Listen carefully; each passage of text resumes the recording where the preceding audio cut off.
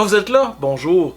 Aujourd'hui, une autre vidéo sur mes toutes premières archives, celles que j'ai encore sur mes disques durs. Alors, deux vidéos aujourd'hui qui ont été tournées en 2008 et deux vidéos qui mettent en vedette le printemps. Vous allez voir ça. La première, c'est un changement de saison entre l'hiver et le printemps 2008 et l'autre se passe tout simplement au printemps de la même année. Une chose que je dois vous avertir, je vous en avais déjà un peu parlé dans ma première vidéo. À l'époque, ça me dérangeait pas de filmer les gens. Je le faisais souvent et parce que de toute façon, j'avais pas un gros auditoire, puis je savais qu'il y a personne qui se reconnaîtrait dans mes vidéos, que ça dérangerait personne.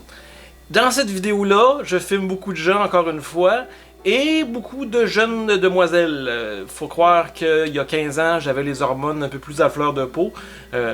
C'est un peu, quand je regarde ça, c'est un peu j'ai l'air d'un stalker là, par bout, là, donc je m'en excuse d'avance. Et ben c'est ça, faut regarder ça il y a 15 ans, donc j'avais le début de la trentaine à cette époque-là.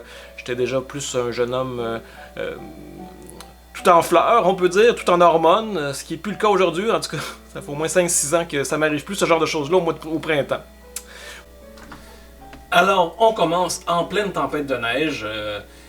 Je sais pas si vous vous souvenez, mais début 2008, surtout au mois de mars, si je me souviens bien, il me semble que c'est le 8 mars 2008, il y a eu une méga tempête de neige, et puis on avait des accumulations de fous. Vous pensez qu'aujourd'hui, en 2023, en janvier 2023, on a beaucoup de neige.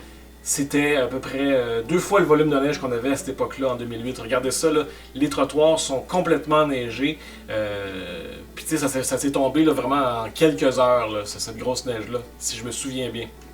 Je dirais pas que le déneigement était moins efficace à l'époque, c'était juste qu'il y a eu beaucoup de neige, beaucoup de neige à ce moment-là. Et les chars qui me font bien rire, qui sont complètement pris dans les bancs de neige, sont stationnés tout croche. Ça me fait bien rire.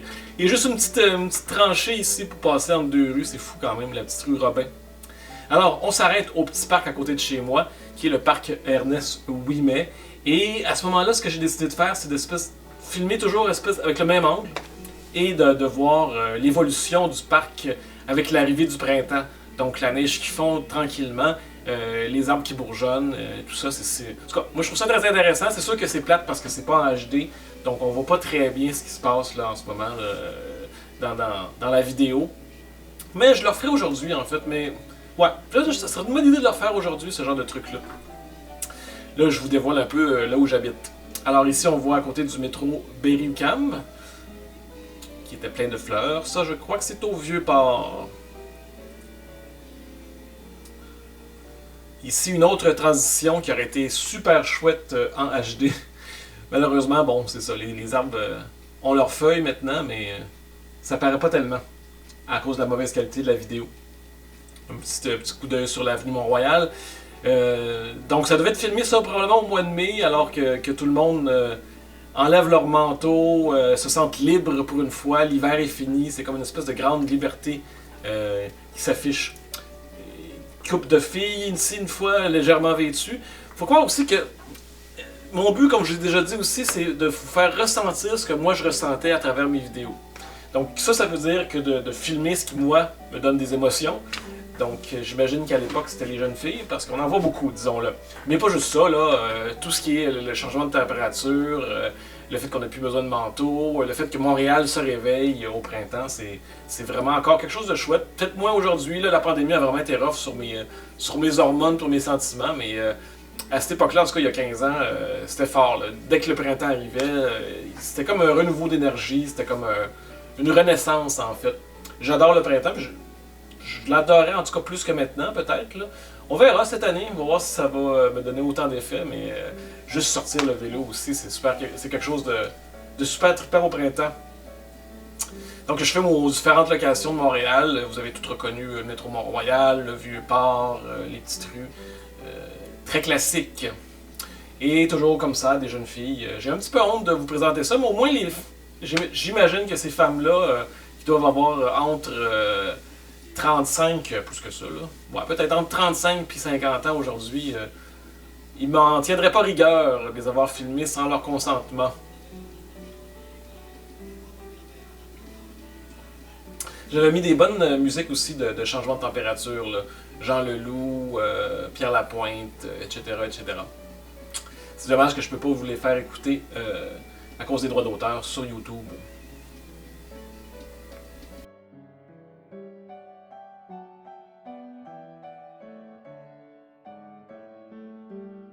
Donc, deuxième vidéo qui se passe, elle, complètement au printemps.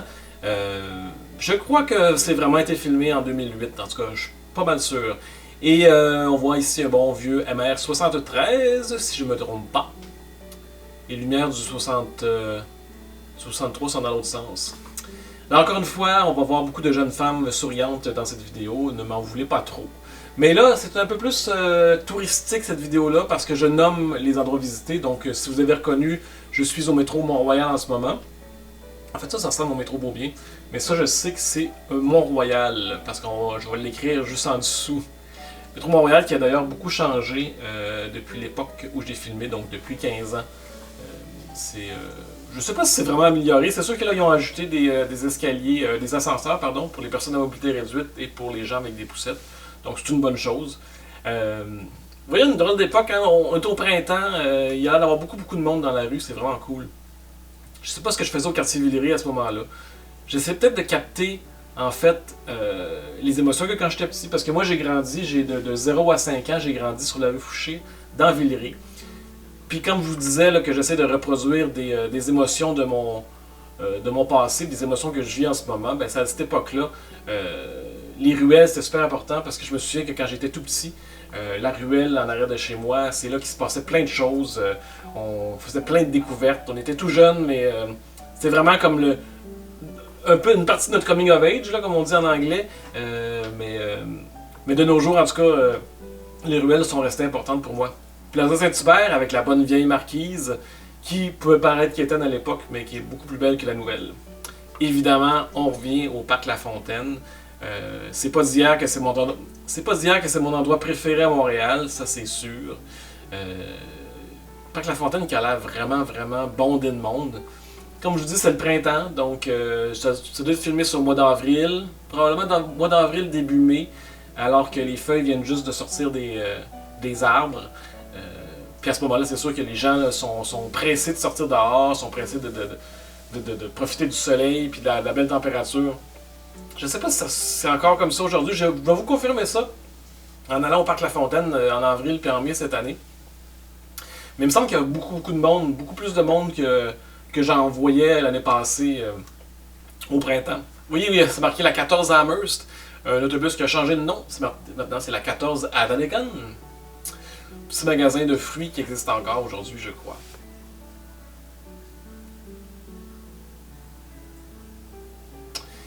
J'ai décidé de filmer les terrasses de la rue Saint-Denis parce que c'était très vivant, c'était grouillant de monde. Je ne sais pas si aujourd'hui il y en a moins de monde dans cette terrasse-là, mais je pense pas. Là. Il y a encore des bons restos et des bonnes places où aller relaxer entre Maisonneuve puis Ontario, en tout cas je crois. Et je crois que ça fait 2 fois que je me sers de ce plan-là, qui parle de crème glacée. La crèmerie qui était sur Sainte-Catherine, là, dans une espèce de building tout en long, je crois que ça n'existe plus. Rue Prince-Arthur, là où j'ai passé beaucoup de temps récemment parce que je travaillais proche, un job que j'ai lâché. Carré Saint-Louis, vous allez voir ma vidéo sur le Carré Saint-Louis que j'ai faite cet été. Là. Donc, une vidéo qui n'a pas eu assez de succès d'après moi, mais bon, c'est à vous d'aller la voir. Donc c'est ça, c'était le printemps à Montréal. Je vous nomme ma rue, donc j'habite sur la rue Saint-Timothée, pour ceux qui s'intéressent. Je vous dirai pas l'adresse, mais j'habite sur cette rue-là. Puis ça fait longtemps que j'habite là.